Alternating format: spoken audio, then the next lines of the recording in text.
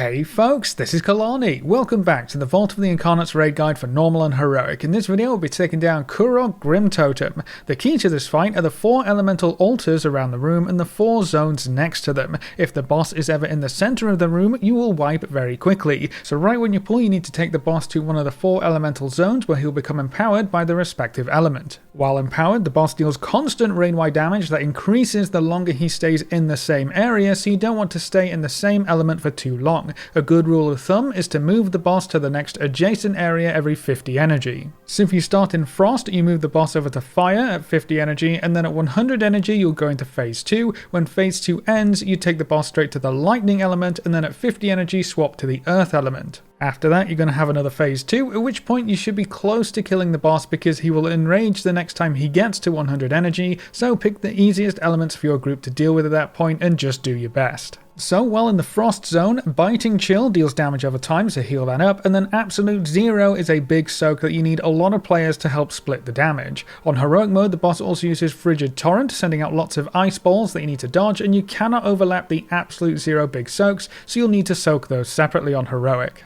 While in the fire section, you'll have to dodge a whole bunch of swirls. Magma Burst is a swirl that leaves behind a pool of lava, so avoid that. Searing Carnage causes marked players to drop swirls at their feet for 5 seconds, so keep moving and dodge the swirls. If you have a coordinated group, you can move as a group for both of these abilities to save space. On Heroic mode, you're going to get several extra lines of swirls to dodge as well. Over in the Lightning zone, random players will get marked with Shocking Burst. This is a blue arrow over your head that explodes for AoE damage. Those players need to run out of the group and spread out. Then there's also small circles on the floor that need to be soaked by at least one player, otherwise they deal massive raid-wide AoE damage. On Heroic mode, random players will get the Lightning Crash debuff, which zaps the nearest player. Spread out with the buff to make sure 2 debuffed players aren't zapping each other. In the Earth zone, the boss uses Erupting Bedrock. He sends out a ripple of earth that deals damage when it erupts. Just wait on the outside of one ring until it erupts and then move inwards. And then there are also big swirls that spawn small adds. Don't stand in the swirls and kill the adds. On Heroic mode, there's also a large healing absorb applied to random players, so heal that up quickly. And then on top of all of these abilities, the boss will always use Sundering Strike in Phase 1. This is a frontal cone that deals stacking damage over time, so your tanks will need to tank swap to keep the stacks low, and also face the boss away from the group. And then whenever the boss gets to 100 energy, he will go into the middle of the room, take 99% reduced damage, and summon 2 elementals.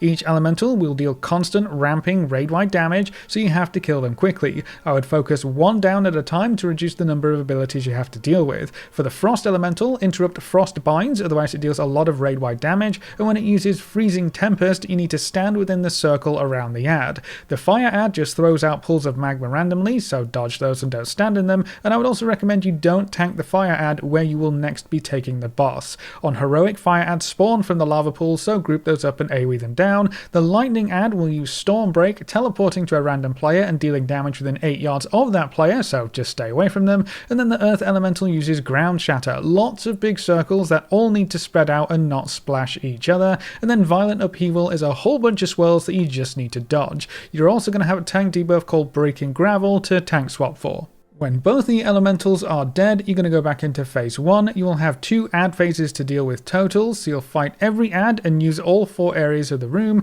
If the boss gets to 100 energy again after 2 ad phases, he will enrage and you will die. So for a quick recap, Fire Zone, dodge the swirls. Frost Zone, stack up for Absolute Zero to split the damage. In the Lightning Zone, soak the little circles and the blue arrows spread out. Earth Zone, don't stand in the swirls, kill the ads and time the ripples of erupting earth properly. For ads, don't stand in lava, kick the Frost ad, stand near the Frost ad during Freezing Tempest. Dodge all swirls, big circles get out, target of lethal current needs to stay away. On Heroic, don't stack the Frost circles, dodge more fire swirls, spread out with lightning debuffs, and heal up the heal absorbs. And that's everything you should need to take down Kurog Grimtotem on normal and heroic. Stay tuned for more boss guides for the Vault of the Incarnates raid. Thanks for watching folks, good luck and have fun, and as always I'll see you next time.